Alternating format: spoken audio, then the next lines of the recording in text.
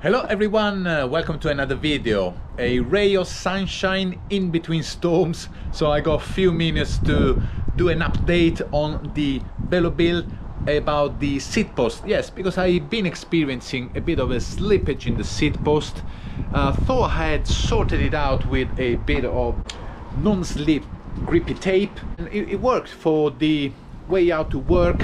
The bike rode really well, very fast, and I thought I had solved this problem of the slipping seat post.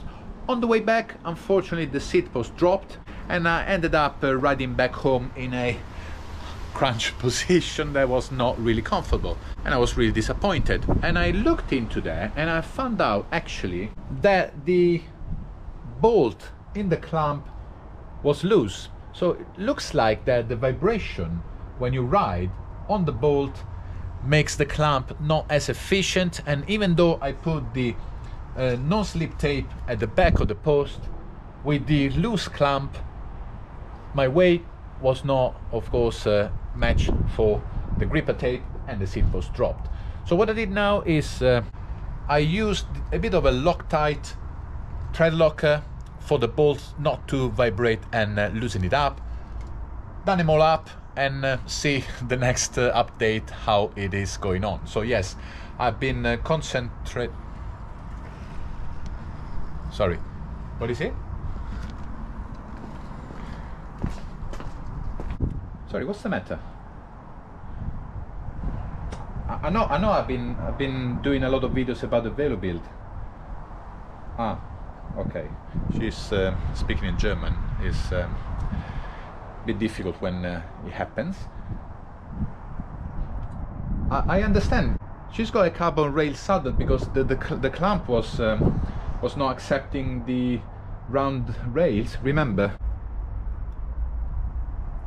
Yes, you're still using the titanium rails, and of course, yeah, the Velobuild is running the lighter right now PTU tubes, and you're still on butyl. I know you are supposed to be the lighter bike, and the Velobuild McLaren is the aero bike. Right, I got a solution. Yes, it's really fair. I have to look after my Canyon Ultimate as much as I've been doing with my Velobuild. The solution is easy but painful on the economic terms.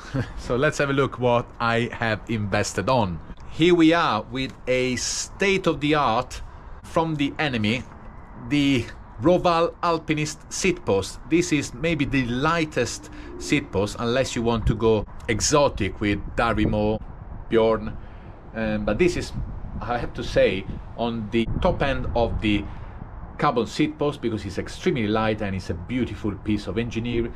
And also I bought another Italia Novus with the carbon rails, exactly as the one I have on my Velobuild. Let's see what the weight saving is going to be, also including the right now TPU that have been performing really well actually on the Velobuild back on the Canyon, and hopefully, well, she's going to be happy afterwards. So this is the standard seat post of the Ultimate,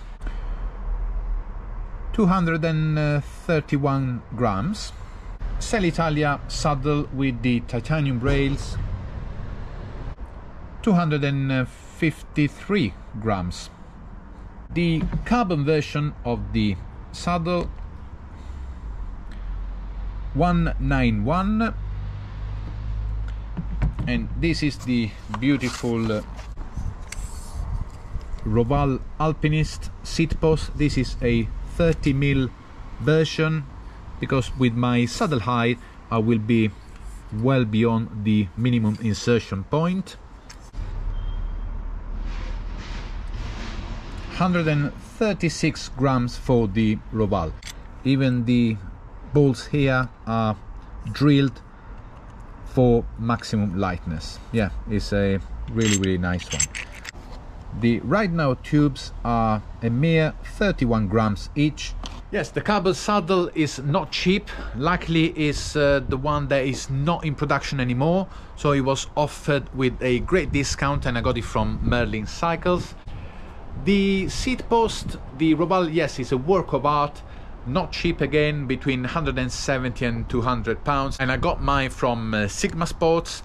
Yes, it's a bit of an investment for a weight saving on a bike that is still running 105, but the 105 is the group set I like. I like its reliability. I don't really feel the need for now for something better. So for me, yes, it was a bit of a stretch money wise, but let's see what is going to be the end result in terms of weight saving.